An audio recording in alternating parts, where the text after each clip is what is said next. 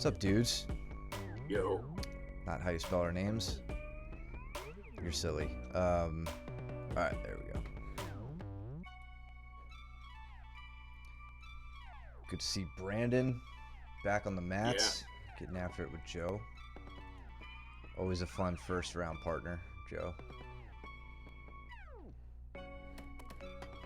And this is cool. We got one of our newer students, Peter, working with Danny over here. I think this is Peter's first time sticking around for an open mat, so I gotta roll in with him later that night as well.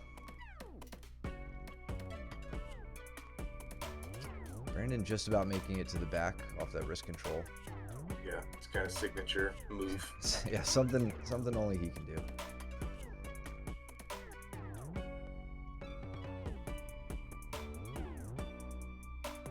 Exactly.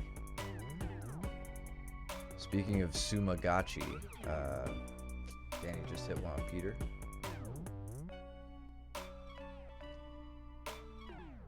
What's up, Joe? Glad you tuned Mr. in Baker. for your first round.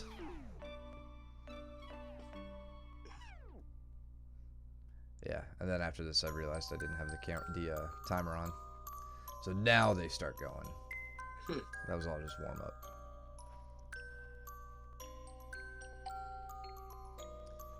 What's up, Cooper? What's up, Coop? Way to finish that single leg, or that double leg, rather. Yeah, Drive straight in, yeah, just running through. runs Yeah, through. good.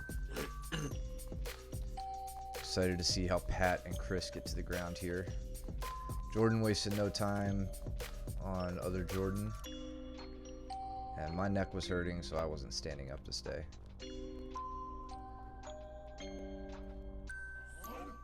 Joe's reaching through on a Kimura though after that double.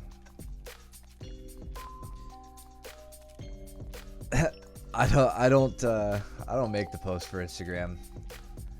Maybe Ronnie was going to and then got distracted. By the nips. All right, so In on a leg. man, so much happened here.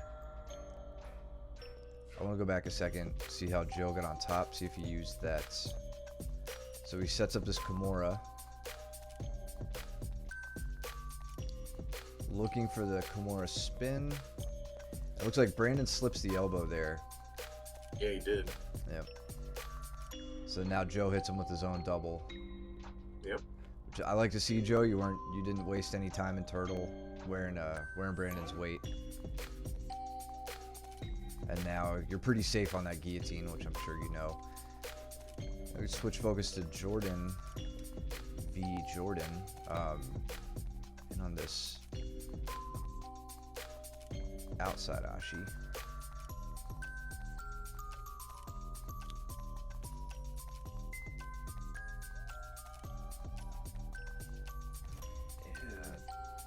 Trying real hard.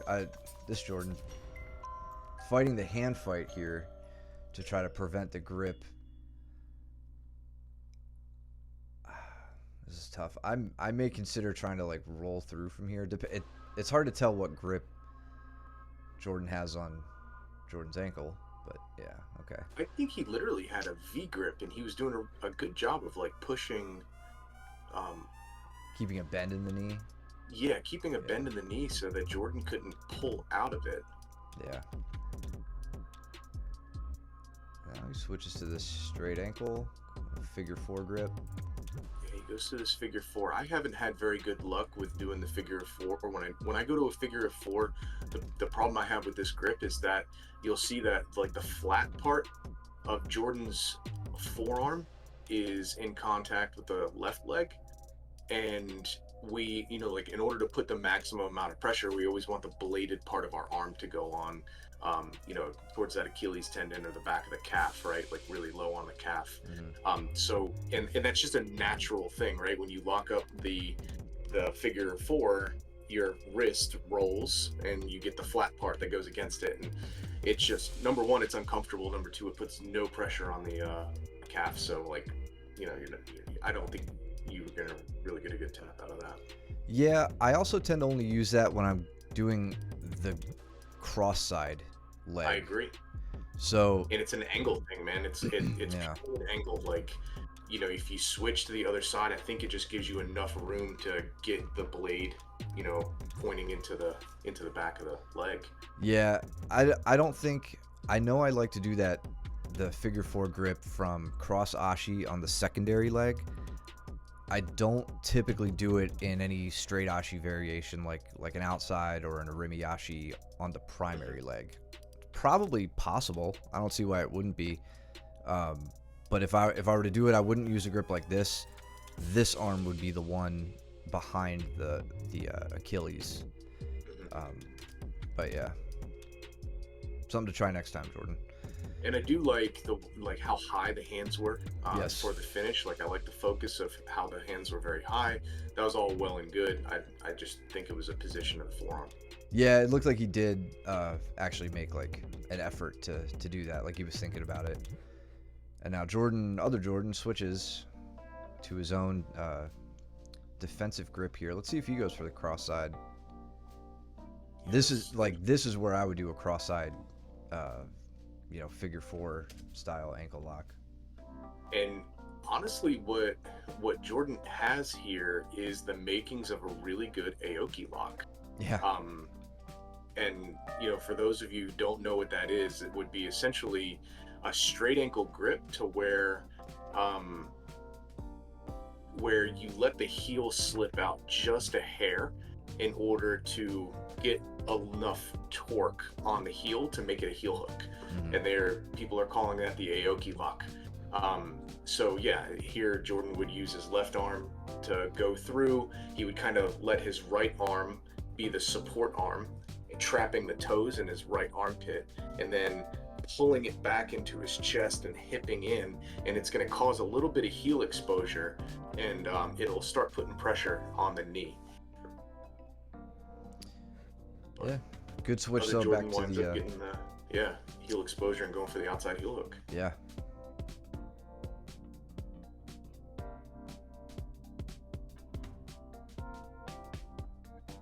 That's just me and Steven. Yeah, working past your guard. Yeah, he went right after it, and I thought I was going to get the regard here, but he kept switching sides on me from north-south, so I thought I was going to get my knees in, and then no luck, and yeah, he settled right down into side control here.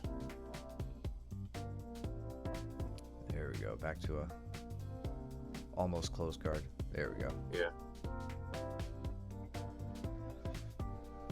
Josh taking my back off a good arm drag. Yeah, that is nice. Joe's working his north-south. That looks pretty miserable. I like it. Yeah, he's Hip had sagging Brandon on there the for a left. minute. Yeah. He's got his hip sagging onto to Brandon's right side, and then his head is pointed to the other hip. This is making it difficult for Brandon to get any sort of frames in.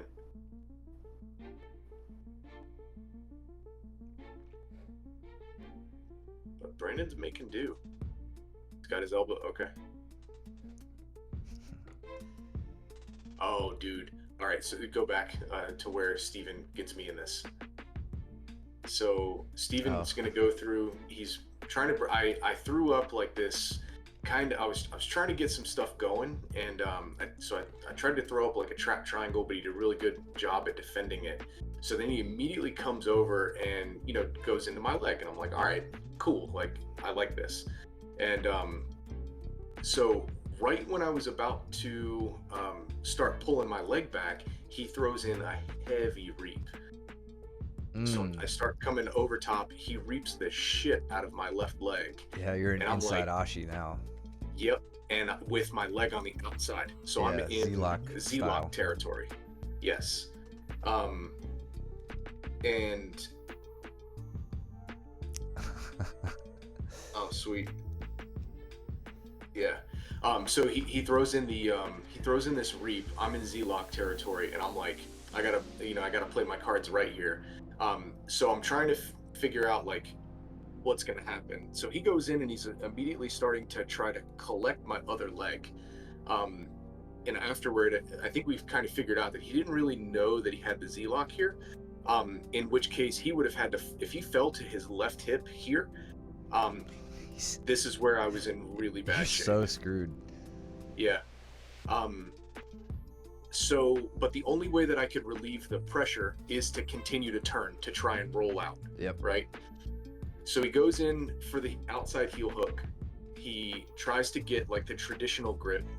I'm just about to clear my knee. So you can see that my right foot, immediately as I get my knee to the mat, what I'm doing is I'm using my right foot to push on his thigh to, you know, get his legs extended away and clear my knee. So I've got my knee almost clear. I feel pretty good from a heel hook standpoint here, and he starts putting on some nasty pressure by switching his grip to the rear naked choke. Yep. Right. And so this is bad, but I'm able to turn in, clear my heel, and then go on to an attack of my own. And this is, yeah. But he does the exact same thing that I did. Yeah. Right. So notice that he's pushing. You know, he uses his free leg to push on my thigh. To start clearing his own knee line as he's doing the roll through. This is where a lot of people screw up. A lot of people just do the roll in hopes that they're going to either like roll magically out of bounds in the training room or something. Like there's no out of bounds for us, right? There may be in a tournament or a competition or whatever, but for us, like we're just going to stay on the leg. So immediately his foot goes to the thigh or the butt, and he's trying to clear his knee line away, and you know, eventually escapes this heel hook attempt. Yeah, that was a nice exchange. It was a really fun exchange. Yeah. Definitely looking forward to seeing that footage, Rick. Yeah, man. Yeah, definitely want to see that. Yeah. And then just because we'll give Josh his due.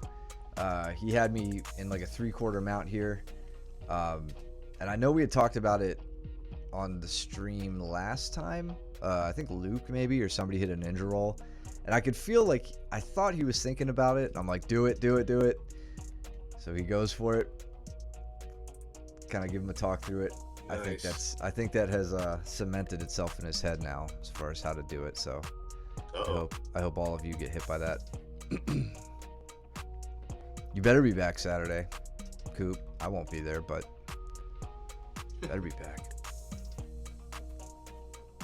You're not sick again, are you, bud? Get the mono. Get the mono twice. It's what, the duo? Nice. I'm gonna hide you real quick. Just looking at this pass with Josh. Nothing too fancy. I kind of just feel like in the moment maybe it seemed better than it was. Yeah, I just kind of brought my knee inside and was able to beat the hip. See, we got, I think, Jason on Andrew's back here. Yep.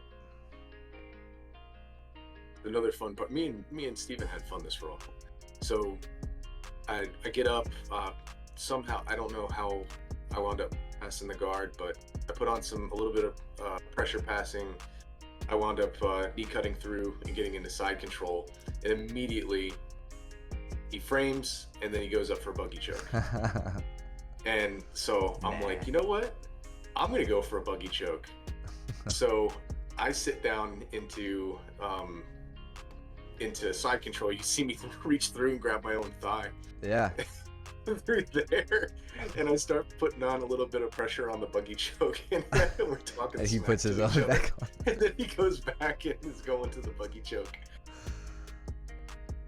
It was fun. I'm glad it didn't work for any of you. Yeah. I don't want to have to explain that one. Yeah, it looks like Joe put on a bit of a control clinic there with Brandon for that round. See him ending on top and mount. Josh on the far side, Chris. Yeah, I was gonna say I lost track of Pat and Chris. I just want to see how they got on the ground, because I know Pat's been working a lot with that. Yeah, I Yeah, saw a single leg. I picked up a feel like. single. Yep. Legs on the outside. Trying to drag him down with the head on the inside. Okay. I think his head was outside for the first. Yeah, like right there, it's outside. Yep. Okay, there it's inside. He tries to run the pipe, slips out. Nice, stays with it. Simple finish. Yep. Easy peasy. Next round. You and Andrew, Caleb and Josh, Chris and is that Jordan? No, Jason. It's Chris and Jason, yeah. Yeah. Cole and Daniel. And Danny.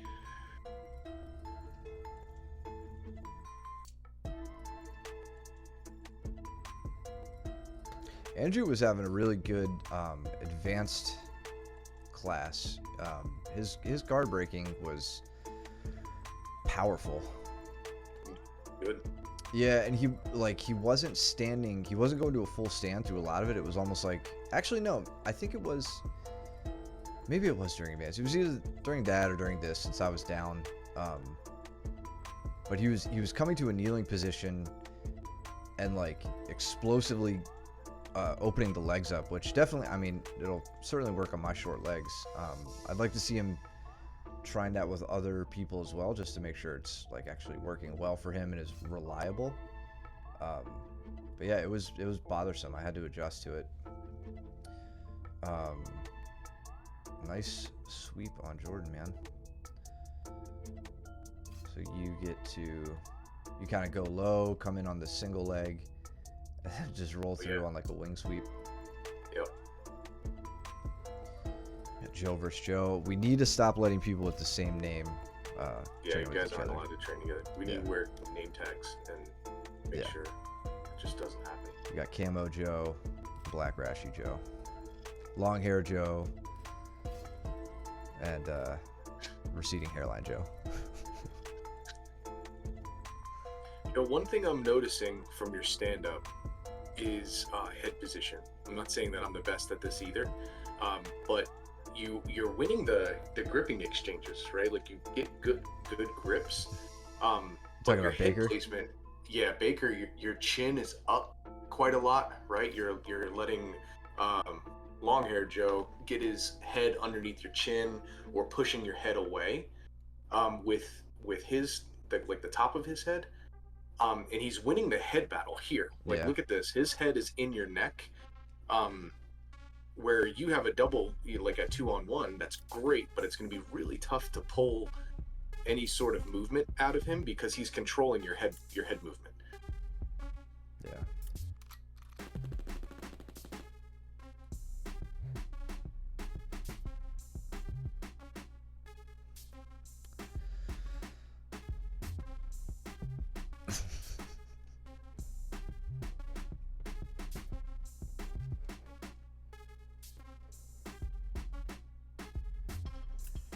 Yeah, we can't.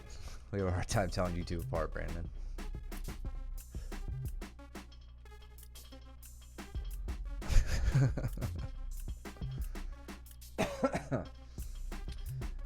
Jordan on a low single.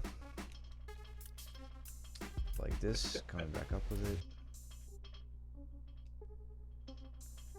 He's got his head outside. Can work with this. Nice. It looked like Steven was trying to get out of that, but I think maybe Jordan's height was preventing any sort of like Kimura counter that I think Steven was looking for. Jordan trying with the Wizard too on this little dog fight, but not getting it.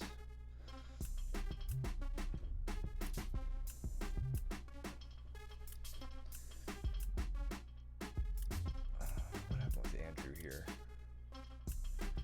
So Andrew had me in a bit of trouble working to... I was put in this mounted position a few times, I think, that night. And I'm always just focusing on getting both of my hands out, and then once they're there, I know I'm safe. So from here, it was just staying heavy into him, not letting him get back up, rushing that leg. I think I know I talked about that with Tony yesterday. Maybe somebody else on Monday, but this is one of the first things Luke ever taught me. Not doing it nearly as well as he likes to normally have it done, but driving the knee up towards the shoulder, up towards their nose, really, until it's just so miserable that they want me to pass.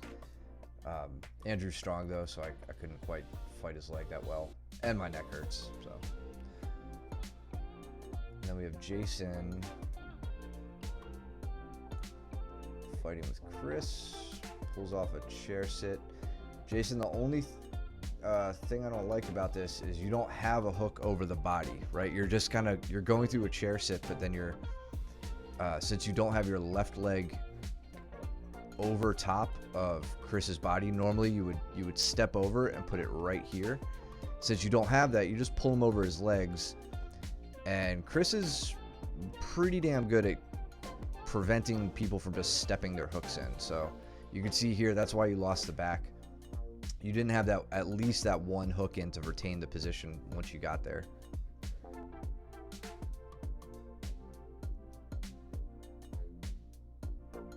Nice rolling Kimura to get on against the guard. Yep. Yeah, I like to throw these in every once in a while. People kind of forget about them. So I see his hand. I got my head in a good position for it. Drop to my shoulder. Try to get to the T position. He did a good job here of like keeping us more parallel than perpendicular. This was a good move by him, trying to like initiate a scramble and win it. I just went with an overback grip and was able to get the head height to keep him down. Head strapped into the legs, but I really don't care since my arms aren't in.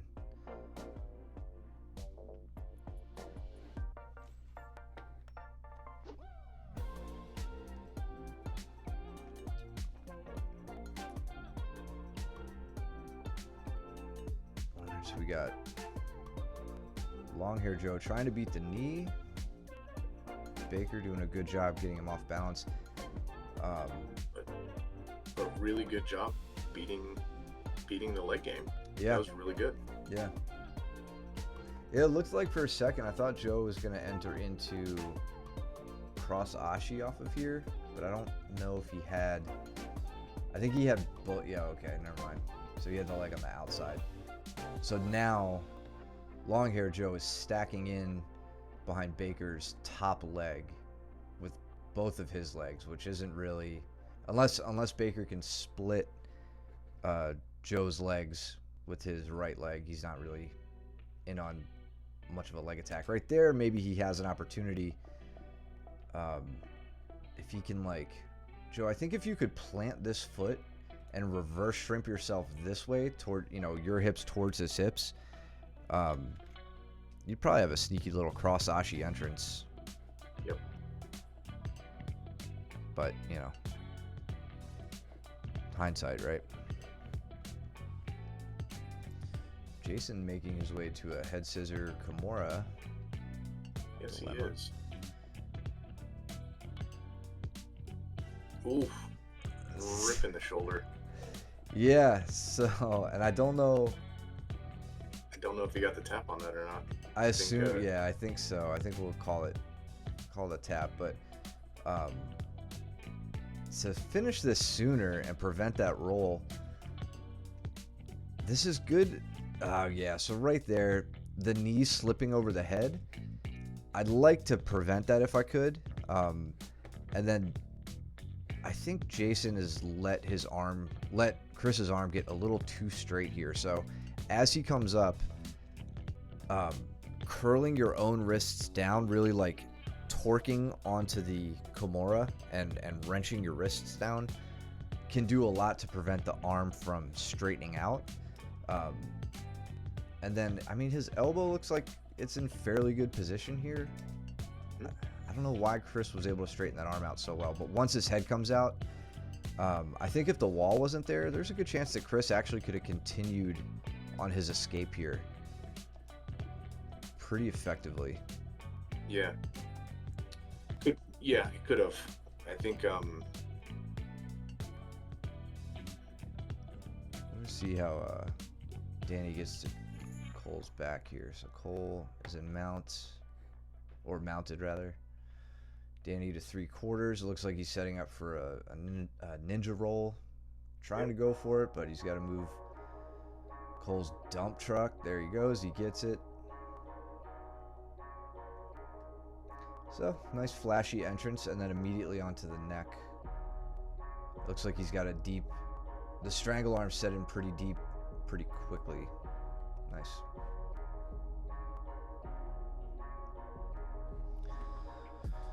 Everything happening all at once. What happens with Andrew here? Goes in on a leg. How did we even get there? Okay, so he's in mount. Oh, he goes for the armbar. Yep. And then dives into the leg. That was nice.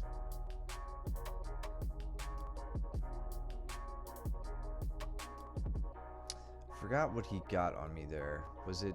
Did he get the heel hook or did he get the... Okay, it was a straight ankle. Looks like a straight ankle. Yeah, he goes belly down, and I don't play with those.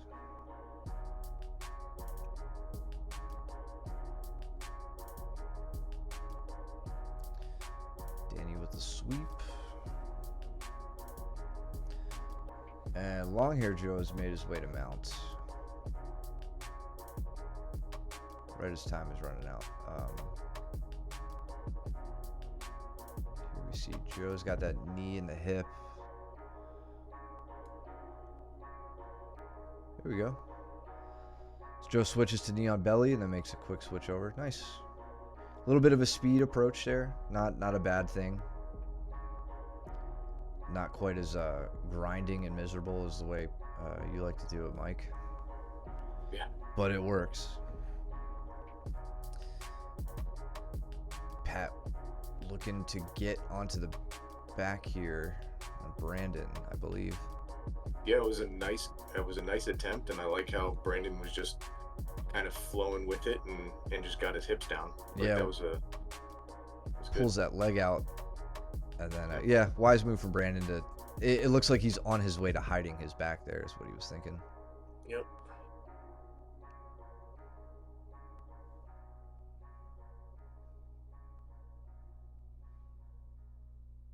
Oh yeah, Jordan did a really good job that last round. We don't have to go back, but like I didn't get a strangle. I was trying to go for the straight jacket system on him, like trying to use that, and he wasn't falling for any of it. He was keeping his arms up high and tight. That was a tough round for me to try and finish.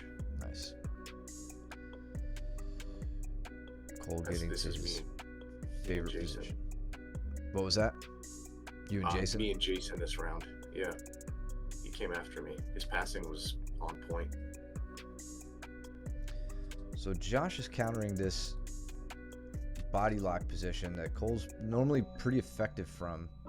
He's got this like kind of a whizzer from the front.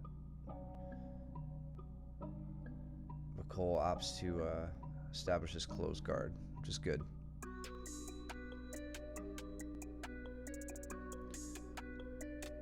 Very nice. Yeah, that was way solid. to recognize the opportunity. Get up. And immediately attacking the back.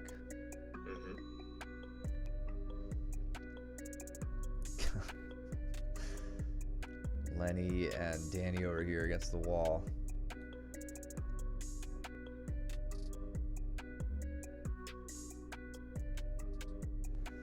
I don't know how Caleb didn't get that.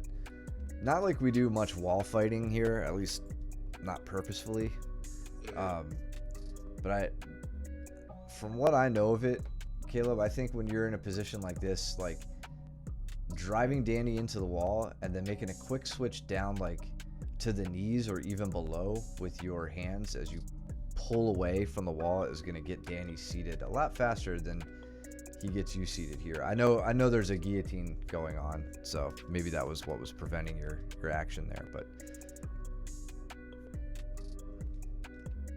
we should do more wall fighting sometimes. Yeah, we haven't done that in a long time.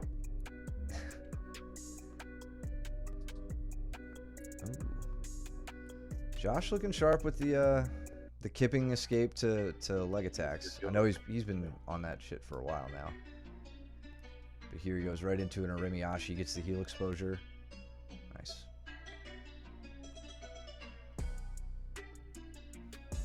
Steven and Andrew. This is you and Peter.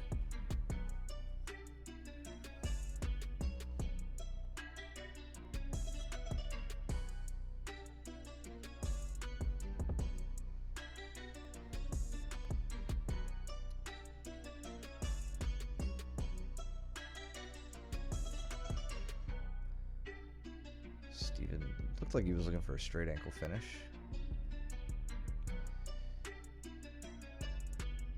Is it Joe and Chris on the right? Yeah. Yeah. Really good base from Cole on this these sweep attempts against Josh. You know, Cole's hips are right over Josh's hips. Like, Josh is in a good spot to move Cole here, but keeping the head low and using that as the base while his hands are still maintaining a grip. Definitely something that, like, unless you have a wrestling background, I don't think many people look to do that too frequently. It's kind of something you have to learn to get comfortable with. Yeah, you have to be comfortable in your neck strength to pivot off of it so much. Yeah. Switch into this power half grip.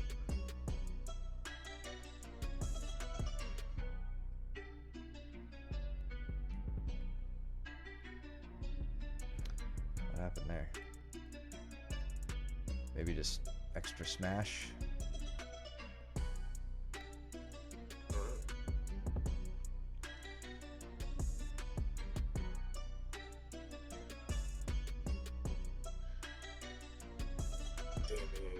Caleb, I don't know what's been going on with them. They've been up against the wall.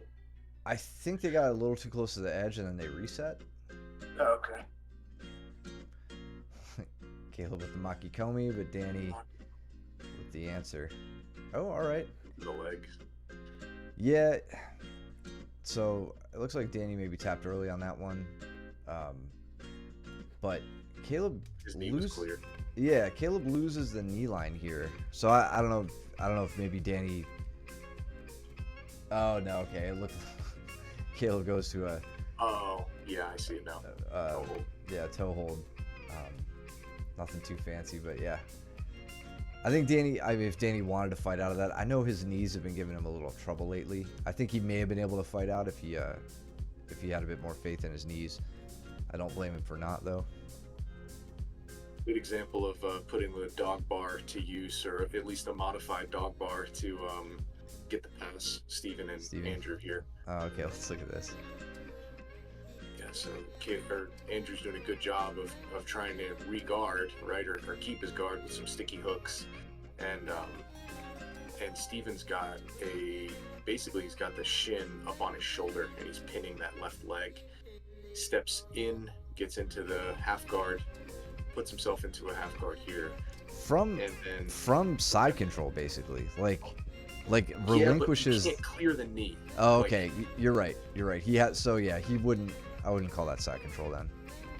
Yeah, it was becoming tough for him to clear the knee. Andrew was doing a good job of that knee elbow connection on the right side.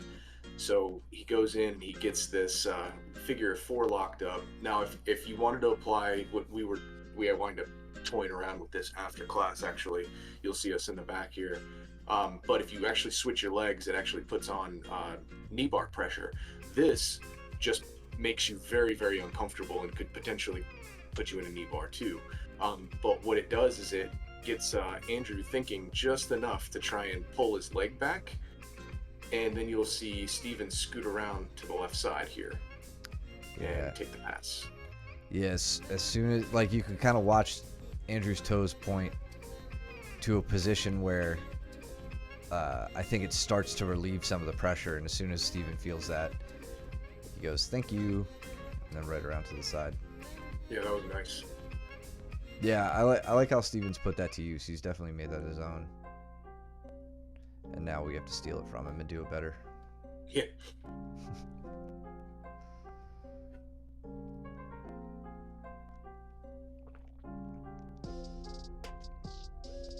Didn't, like, Dan Manasow or Manasoyu, or however you pronounce his name. Didn't he pull that off recently? Yeah, whether it was in, I think it was an EBI against the 10th Planet guy. Yeah. I think that was the most recent usage of it at the pro level. Gordon talks about it in his, I think it's his guard passing instructional, his first one. That was a long time ago. That was the first one he put out. Yeah. Cole coming over heavy with some body lock. Well, doesn't really have the body lock set up. Oh, okay, that's why, because he's in half guard.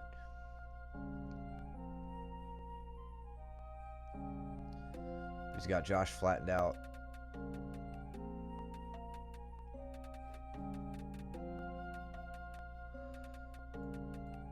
I'm not sure what your intentions were here, Cole. I'm just saying this because I see it.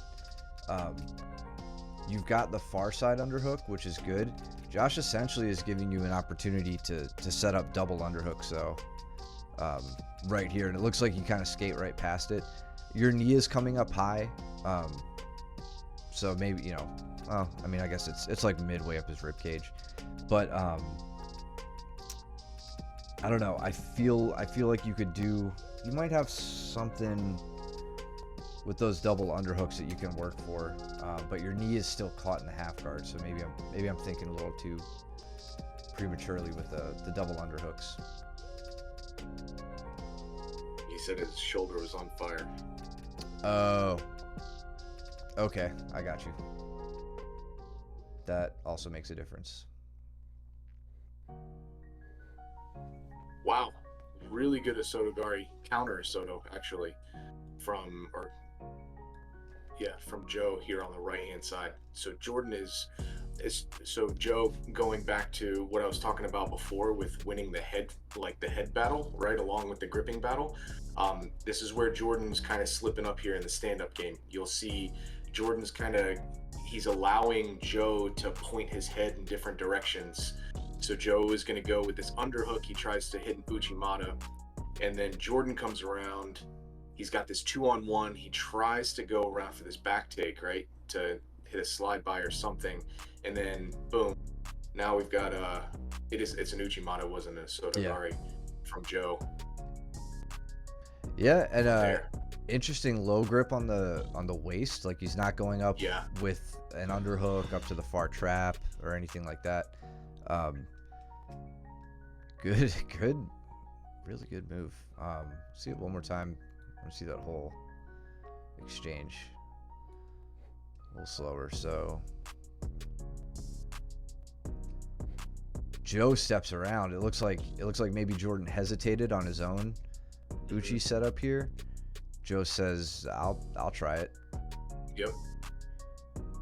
Steps around. I really like your point about Joe's head position though. Like he's definitely winning that in these exchanges. That's making a big difference. Yeah, tries to drag by. Yeah, exactly. A really nice arm dragged attempt from Jordan, but his head was just, not in the right spot. Yeah.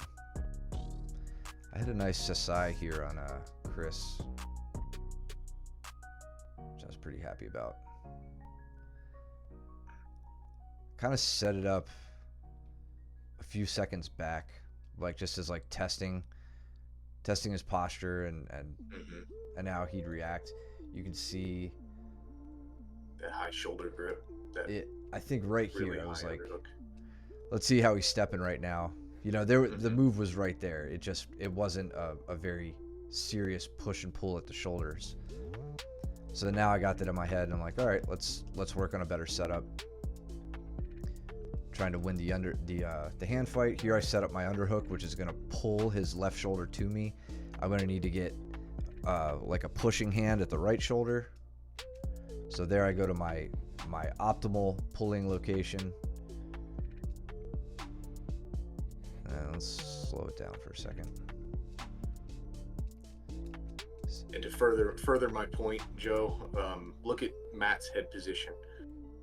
He's winning both the grip exchange here with that underhook, that really strong underhook, but what's really preventing any sort of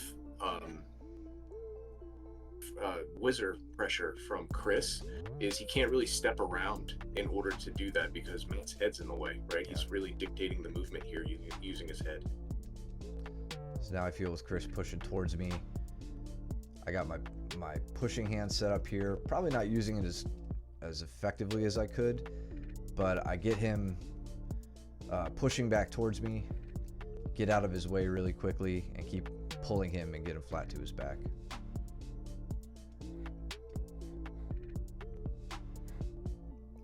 Ooh, Danny quick over the top. Nope, tries to go into the into a Sumigashi, but Joe just goes right on top of him. Yeah, That Joe's was a not good. gonna fall for that quite as much anymore. Yeah, it's a shame. Oh, this is me and Pat. Pat was he was down to smash. Yeah. Yeah, I don't like letting Pat get top position. I fight so hard to not let him get there now because he does put the pressure on. Yeah, he was another point to where I thought I was going to get the regard, but he goes right around into north-south. So I was trying to work some stuff with arm bars against Chris. I still have a lot I need to learn with breaking open figure four gripping defenses. But yeah, he was giving me a good look there, and then it was like, all right, I guess I've lost my opportunity to work, so we ended up switching around.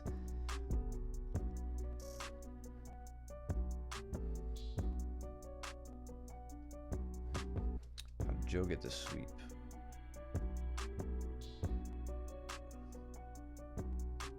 Oh, okay, that's right. He didn't get the sweep. He just had the. How did he get into mount? Just a big old, not a big step over, but Nice and controlled. your style. He keeps the elbow separated from the knee, and it goes straight in to the mount. Very nice. Cole, which shoulder of yours was on fire? Was it the right side? I'm surprised to see you and Josh jumping back into another round if that was the case. I completely understand it though, as someone who doesn't stop when I probably should.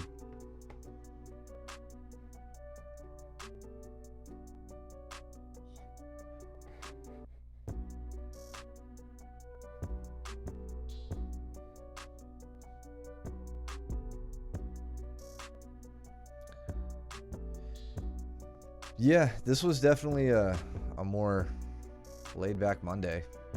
Everybody kind of petered out at around. I mean, we only have 40 minutes of rolling footage tonight. I know Mike and Steven and I started talking about some other techniques on the side. Yeah. Yeah, people left right about this round, I think, is when everything started to. So Chris rolls up here, and good one, Cole. I had to make sure. Chris rolls up and exposes himself to a rear triangle. He does a really good job fighting through this, and like he was remarkably resilient on the triangle once I got it set up. So right here, I was like, oh, I've got him. This is good. Just trust the choke, like I tell everybody all the time. And like a minute later, I'm still trusting this stupid choke that's not working. And I end up having to switch to a Kimura. But yeah, right there, he gives the thumbs up. You see that? Yep. Yeah, nah, I'm good. Caleb's just laughing at me the whole time. But yeah, he was notably frustrated at the end about like his inability to get out of the position, which, I mean, in all honesty, I don't know if I could effectively escape a deep rear triangle myself. That's a very difficult position to work your way out of, especially when your arm is up over the head. You can see there, that's where I make the switch. when I'm just like, all right, he's not gonna tap to this triangle, so let me go on the attack with the arm, set up my figure 4, and then keeping the arm elevated, like the elbow above the shoulder line. You could go on a pretty easy Kimura there.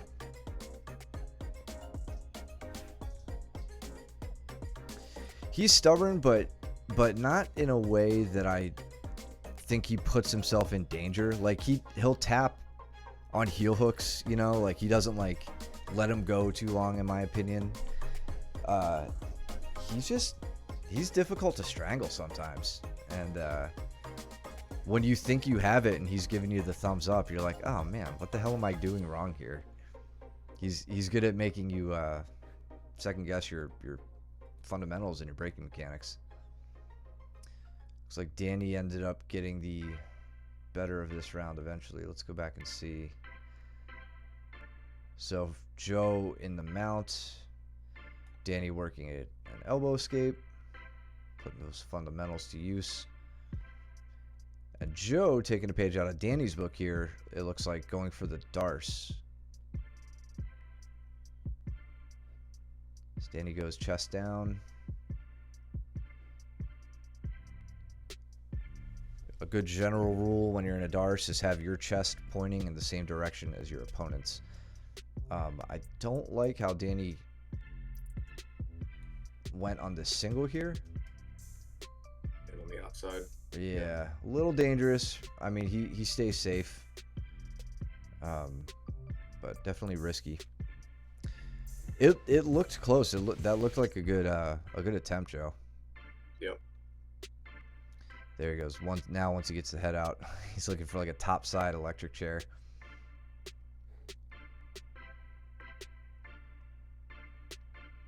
Which I'd rather just see him pass. I don't know how effective that's going to be from where he's at. But if making your opponent miserable for a few seconds is part of your passing, then I won't criticize you for it. So yeah, now circling around, trying to secure his pass. Looks like he stepped his leg through, but isn't in too much trouble.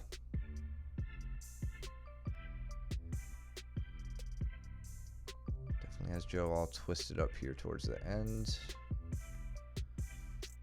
Gets his underhook on the far side.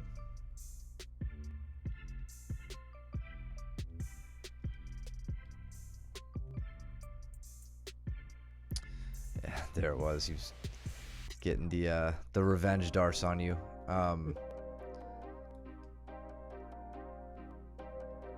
Yeah, there's really no good.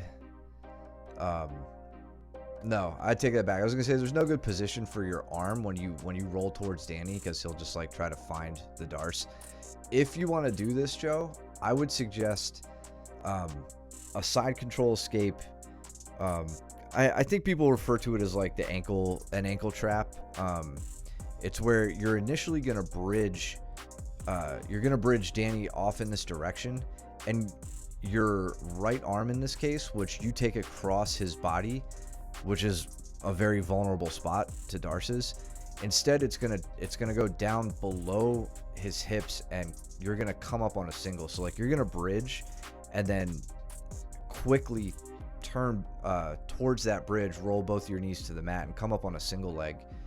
That low hand position, where you're hugging around the thigh or the hamstring, is going to be a much safer spot that Danny can't Darce you from, as opposed to either the tight waist, which ask me how I know that you can get Darced from there, either around the tight waist or certainly not in front of the chest.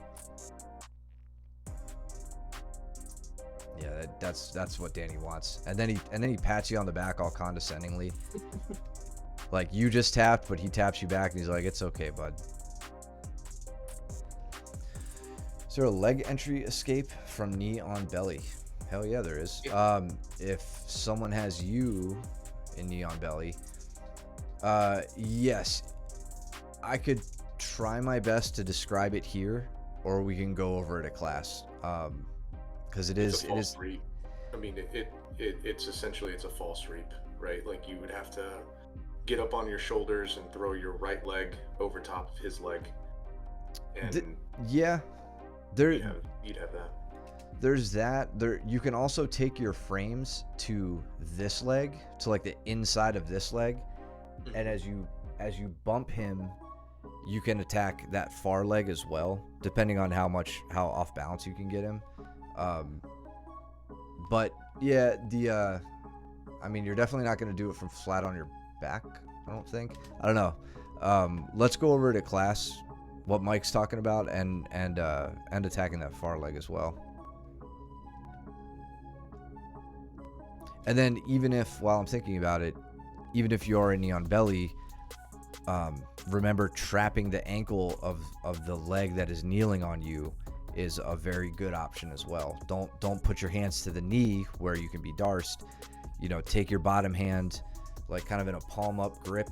Where are we at? Palm up grip, and push that ankle in between your legs, trap the ankle. Then you can come around on the single leg with your hand on the outside and all that stuff.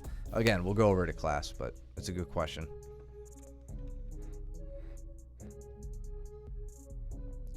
Draw something, Mr. Rogers. I don't know what you're saying. Steven and I had a fun round. And by that, I mean I sub him twice, which I can't remember the last time. I said to him, I was like, dude, I don't remember the last time I tapped you twice in a round. I feel like it's normally the other way around these days. It's like Jordan almost had a Tomonagi there. Well, yeah. So you got that overhook on the far side. All right, so you are trying to fall to your left. It looks like maybe Andrew dictated the direction by the end of it. It looks like you're favoring the left. I don't know. I'll shut my mouth. I don't think anything you could have done would have changed that if Andrew really, really went hard in the other direction.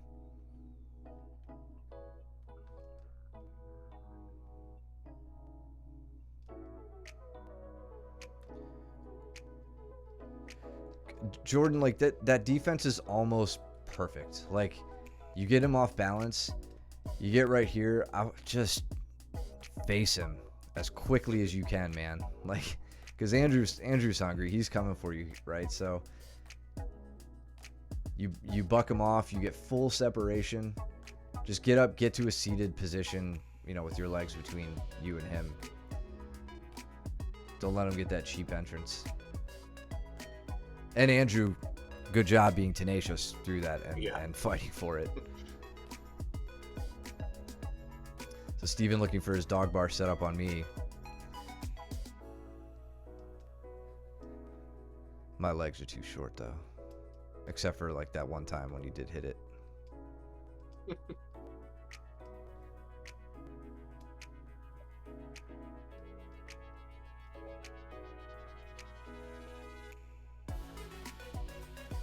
Ooh, Pat looking sneaky here.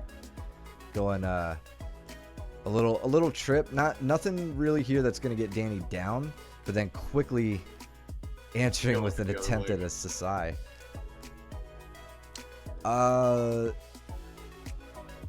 Did you? I think you did. Yeah. No, I vaguely remember that. Yeah.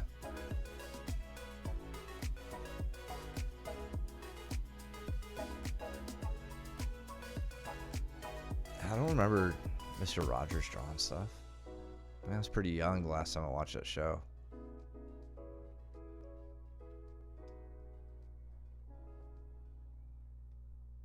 I guess it makes sense that you knew that Dan Manasoyu hit that dog bar then too, because you were probably all stoked on it too when Steven was first starting to do it at class as well. How did I get to this?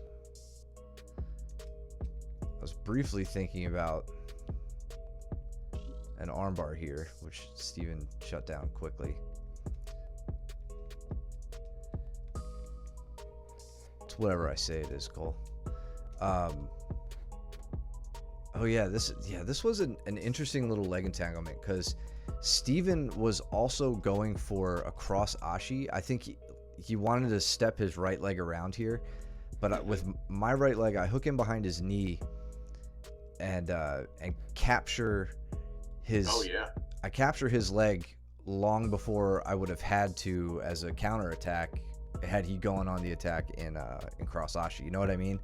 Like I mean, for those of you who don't, the cross ashi counter leg attack where you take your secondary leg, the one that isn't under attack, and you slip it in under their triangle, like under their far leg, pull that up, and then go on your own heel hook attack. I'm basically doing that ahead of Steven getting his cross ashi setup.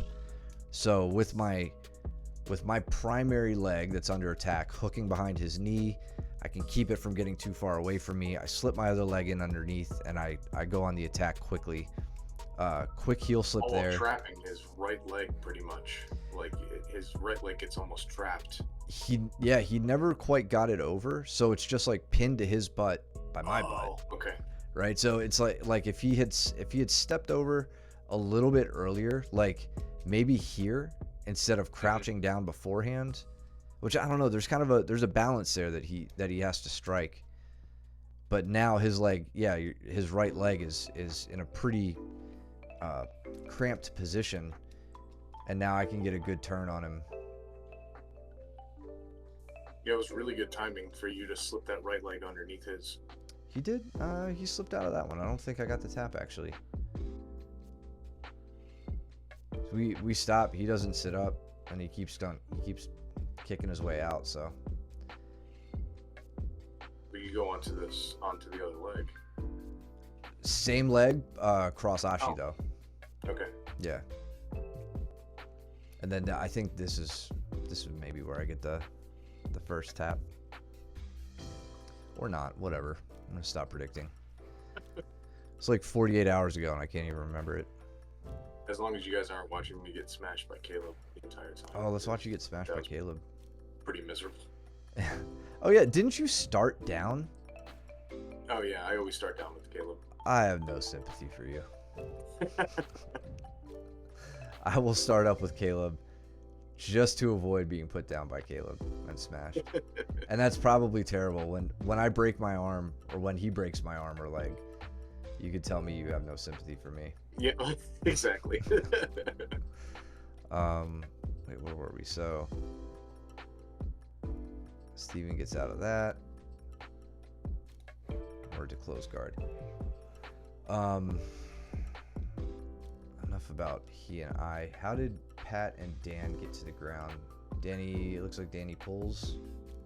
Yeah, okay. Danny just sits to guard. Understandable. Pat will wear you down. Yeah, he won't pull. No, which I love. Yeah.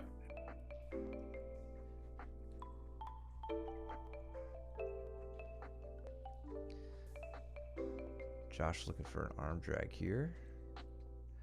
It's a good option from the seated position with that single butterfly in.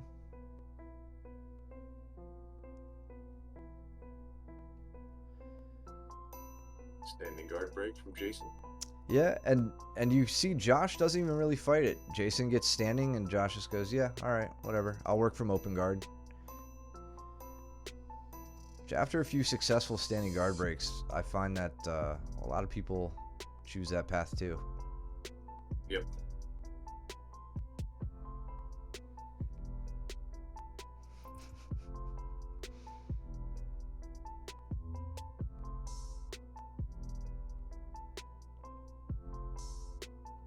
Heavy snaps from Josh.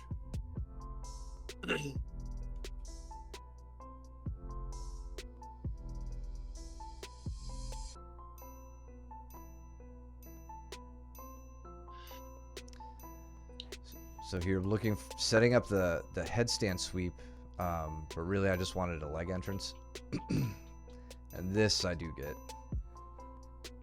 That was good because, or that was a really cool entrance because it wasn't like the classic one. You're looking for the headstand sweep here, right?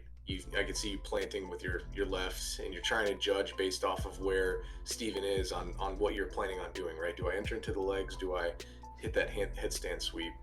And then when you drop your legs down, you hesitate for a minute, and he pulls. Well, no, you don't hesitate. He He beats the draws knee his position. left knee. Yeah, and so instead of you like trying to get your right knee in between his legs, you use your left foot to block his hip. So you come up and you kind of, it's not that you abandon the entrance, it's that you use your right foot to hold him in place while you slip your right knee out. And then you can come in and hit your standard entrance. Yeah. Right to there. And then I didn't get him broken down to his right. He ended up falling back. I fell into outside Ashi, which is not ideal. But with a little handbrake on the shin, trying to pull the foot up and get the heel exposed, I managed to get it. And now my legs are in a good spot. Even with his V-post and a turning escape, I can back heel into this effectively. It's strong, yeah. Yeah, this is like, I mean, my legs could probably stand to be a little bit better, in a better position. Like, I think my heels could be a little bit further behind him. You can see his knee relative to my knee line. This is pretty close. It's kind of why I knew I had to put the braking pressure on quickly, but not recklessly. Obviously, I don't want to hurt Steven. But we get to here. I'm back heeling nice and heavily, and he knew right off the bat. I knew right off the bat it was a pretty tight one. But yeah, I liked that entry. That was a fun one to get to. And really, like, the biggest hesitation for me from that headstand sweep was my neck, and Yeah. the fact that Steven was bent forward so far ahead of me that if I tried to fight him back this way, I was gonna put way more pressure on my neck than I was comfortable with that night. So, like, that's why I go to set it up, but as he leans forward, I'm like, I'm not gonna risk putting all that pressure on my spine, my neck, and stuff. Yep. So it's like, all right, let's make a quick entrance here. You know, Baker, you're always doing that as well. Like, I know that's a leg entrance you really love to hit, and you could see there, like, you really, really do have to hit it fast, especially when your opponent knows that it's an option. And Steven knows that entrance is always there. This was I really like that. maybe That was my nice. maybe my favorite one though. Off the ankle pick, inside ankle pick, and then you know, the wall kind of gets in the way, but I get Steven broken down, and I actually end up attacking the right leg. As he the wall definitely helped me here. So I sit into a cross Ashi position, have full heel exposure at this point. Steven tapped quickly to that. That was a fun one. Yeah, that was good. I think if the wall was there, that may have ended a little differently. Or, I'm sorry, if the wall wasn't there.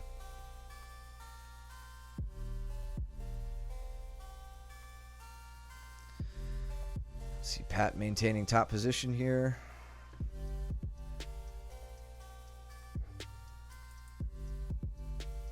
Steven, oh, okay. Steven trying to walk around, get my back.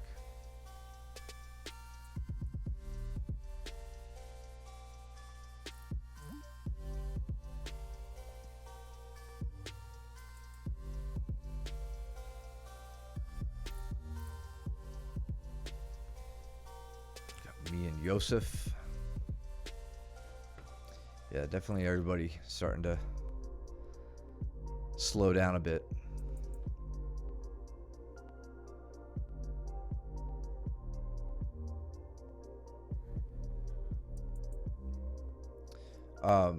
Cole, just to some of our past discussions about connection with loose passing and open guard, just watch this.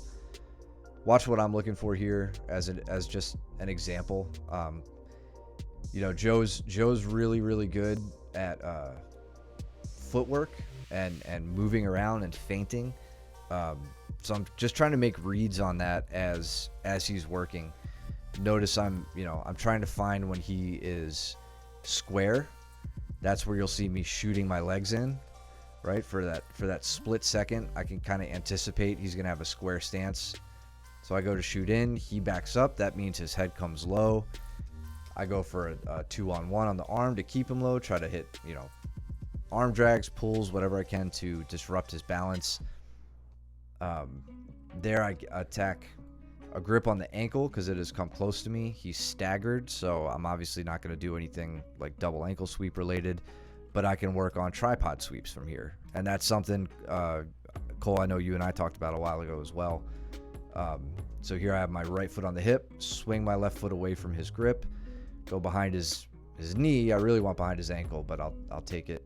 I can get him down and now go on a leg attack. So a real constant battle between upper body and lower body connection for loose passing. I wanted to knee bar him so bad too. I should have tried harder. I didn't get the angle I needed, but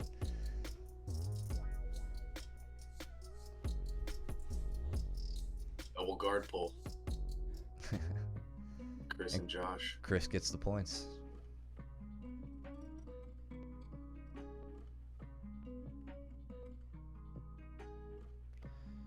There we go. Josh looking to play around with X guard here, it looks like. I'm coming to a single leg.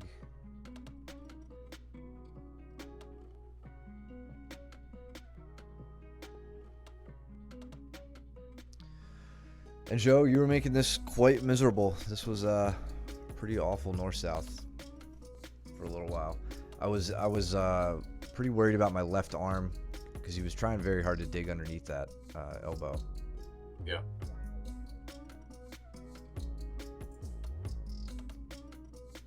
Little octopus guard, nice. Yeah, trying to hit the back take off that we were talking about. In the moment, it felt like I almost had it. Joe did a great job. So say again. It looks like you almost had it. Yeah. Yeah, he does a really good job there getting the crossface back, which shut down my opportunity to sweep. So then it was like, all right, let me get out and around. You'll see me sneak my leg. You'll see me sneak my left leg out here as I go back, and then with that tight waist grip, try to pull myself around, and then switch to climbing up the body. Good awareness from Joe here, just pushing on the shoulder, kind of shimmying himself back. I get the sweep, which sure, that's great. I would have rather had back control, but yeah, that was a cool scramble. Josh in on a cross Ashi on Chris. And then Jordan, oh man, Jordan was just about to get Jason's leg.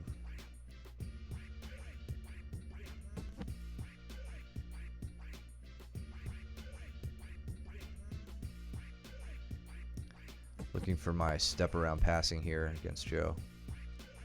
Joe's doing a good job of keeping his knee in. Yeah, but he leaves himself prone to a floating pass here. Yeah. So I'm needs.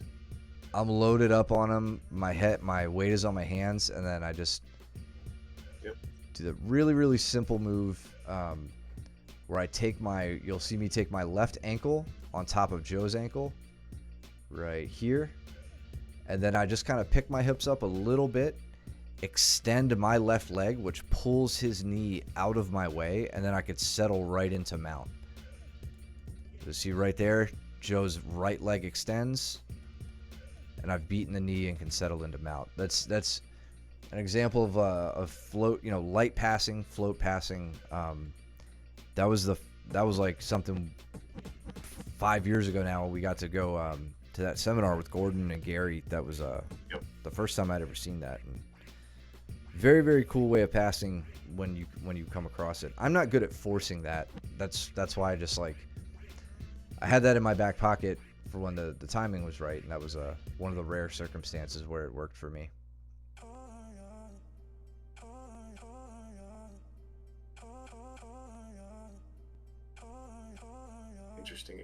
change into the mounted triangle now from a trap triangle from bottom. Yeah. Yeah, Joe started to work like the seated triangle escape, which threw me off. Chris has made his way to mount. Now back on top. Just want to see how Chris got here. So, all right, he's been working from half guard. Josh goes for Komori here, I think. He's looking for it. Yeah.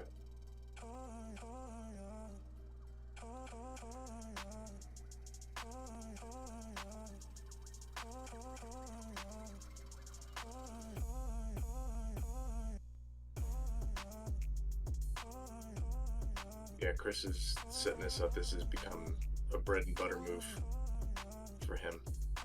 Yeah, I don't like him in mounted triangles on me.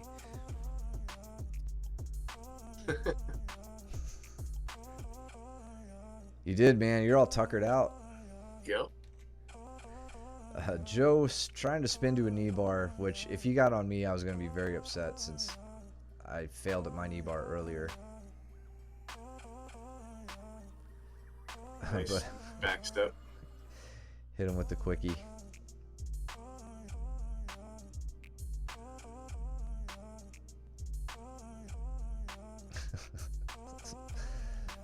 Just thrashing for his heel at this point.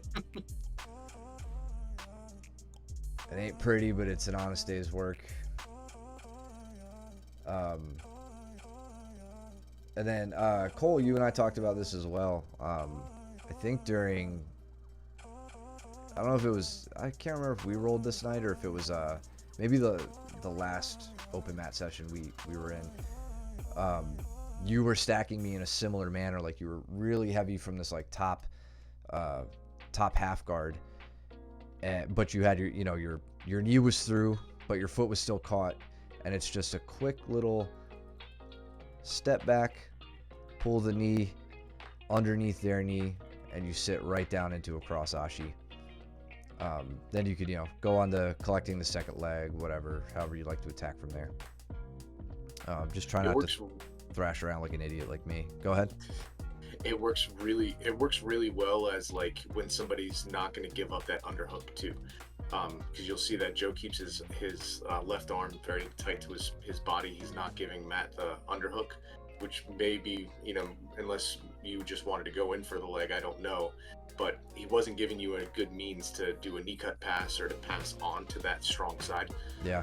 So this is a great option for you to just go straight into the legs. Absolutely. Yeah, I really, that's a really good point, because we talk about that so much with how like don't pass from half guard unless you have the underhook.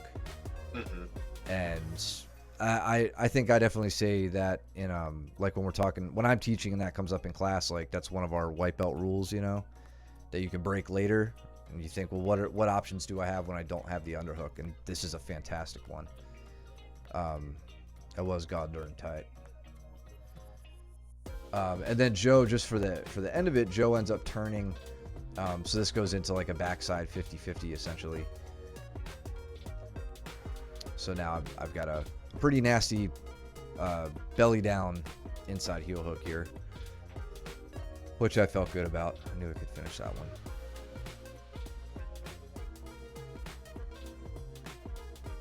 Jason going for the standing guard break. Nice. Oh, sorry. I was going to go back to the god darn tight triangle that Chris had here on Josh.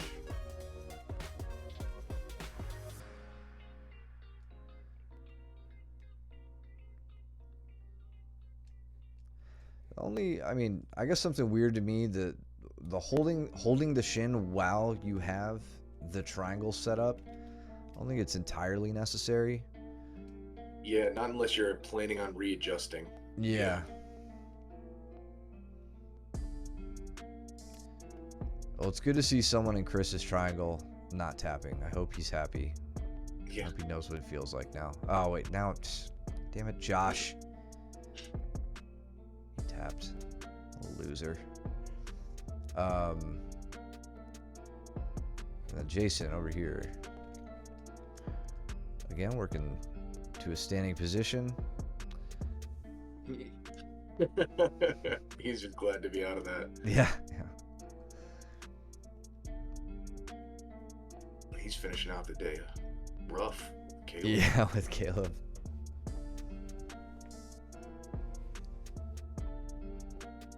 Here we go. Come to the camera, boys. Like a moth to the flame.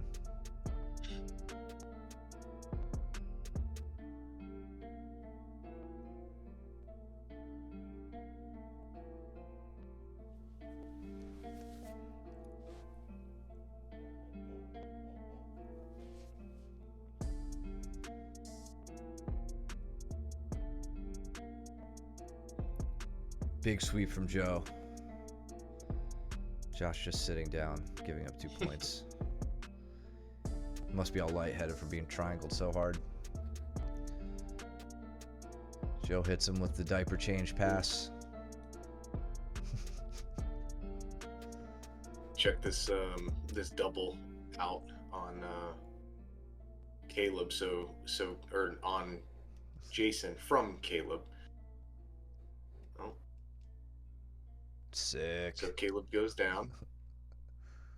He comes around and you'll see him scoop up the right leg that Jason's leading with. Yes. Caleb's going to go ahead and try and almost hit like that De La Riva type sweep. Yeah. And then immediately comes up and hugs the knees and drives into the knees for like a really low, that's right, double-ish. Yeah, he mentioned that to me after class. He was like, "Did you see that? I was right by you." And I'm like, "I wasn't watching you, dude." I was zoned out. Like right at him. This is solid though. I like this little that little De La Riva. It's a little disruption in the balance. Gets Jason hopping, and then quick follow up. Yeah, it's really nice. But now he's got to climb up the body. Good little knee push as he goes by. Yeah. Right to side control. That was solid, man. Sorry I didn't acknowledge it after class. Joe on Josh's back.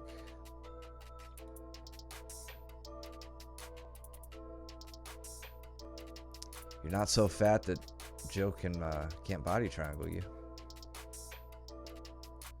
Partially, it's like by his calf. Yeah, I feel like he could have gotten that one tighter.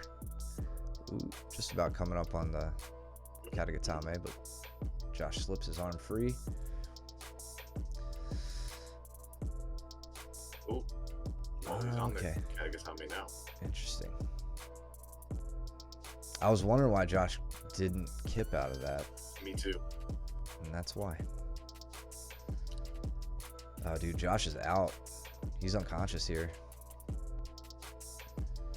He's totally out. See his body's convulsing, everything. Danny was all excited for a moment. Yeah, he was. Now he's gonna stand right. Let's take his pants off. yeah, he's gonna block the action.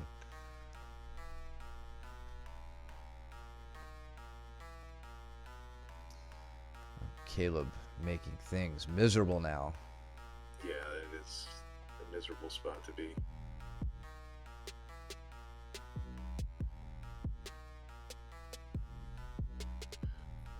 He's been training with Bertram too much. We need to put a stop to that. Yeah.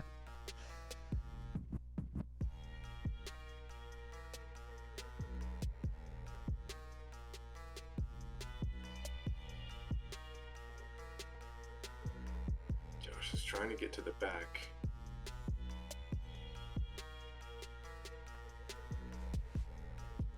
Joe is not letting it happen. But now I think Josh is just going to try and cook him here. Some smother pressure. He's got that left arm raised up nice and high. Oh. Yeah, starts to get towards the triangle. Josh is kind of He likes starting to hit these at will now. Yeah, he really likes when he gets into this to go ahead and start cutting the angle to put on the armbar pressure, and he does exactly that. he doesn't cut the angle. He just kind of takes Yeah. the arm and threatens it. What's Danny doing over here? Attacking legs. Oh yeah, he gets Andrew's heel. Slows Andrew's roll. Doesn't go on the finish. I bet, dude. So, sorry, Baker, but you guys, when Joe's doing this to you, like, address this grip. Take that away from him. He's just forcing you to your back.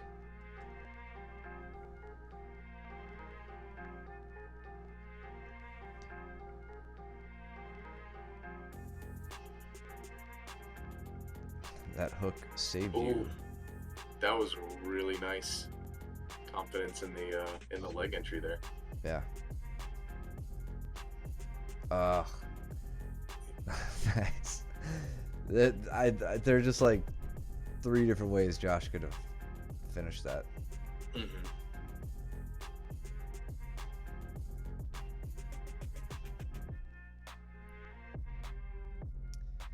Yeah, Joe's kind of tying himself to him now. Man, that was an interesting little ending. Yeah. Because he threw in that cross ashi, but he was leaving Joe was leaving his left leg behind. Yeah. So this is a tough one, especially since Josh has a good look at heel exposure here, right? So this is tough. I'm curious. I guess Joe wasn't tapping. Good stuff. As always. Yep. Even our light Mondays are fun Mondays. So thank you guys for showing out and for putting on some good matches. I hope you guys are learning and developing and getting better at your close guard too, since this is week 2 of it. So stick around for the rest of the week. We only got a couple more days. You're teaching tomorrow, right? Yep. All right. Danny's on Saturday. Yep.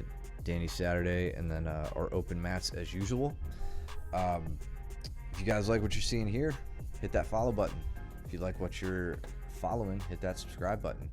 Go ahead and subscribe over at YouTube as well, where we'll post for you guys to follow. And if you have any other questions from what you saw today, please, as always, come ask us at class. Joe, neon belly to leg entrance. If we forget, hope you don't, so please ask us about that. You're very welcome, Josh. Ooh, Josh got that black belt flare. I didn't even see it until my yeah. my screen was highlighted. Damn, dog. 12-month subscriber. Proud of you, dude. What else? Yeah, any questions you guys have, please bring it to class. We'll be happy to go over anything. Also, a reminder, if you haven't checked your emails, Danny and his family will be hosting a end of the year holiday potluck. So hope you guys are going to make it out to that. Please sign up through the link in your email if you plan on coming, and let us know what you plan on bringing. What else? Do we have any other big business? I don't think so. I think so. No. Check Alva Fitness for the new drop. Oh yeah. we don't have James's picture, but the new rash guards and no-gi shorts just came out from Alva. So go to alvafitness.com, find our school. It's a good way to support us while looking rad at the same time. And yeah, we'll leave it at that. Why don't you guys do us a favor? Go trim your nails, and I really mean it. I have so many scratches on the back of my head with this fresh ass haircut. It's really easy to see. So go trim your nails and do your laundry, and don't be stinky. And we will see you guys back on the mats. Take it easy. Later.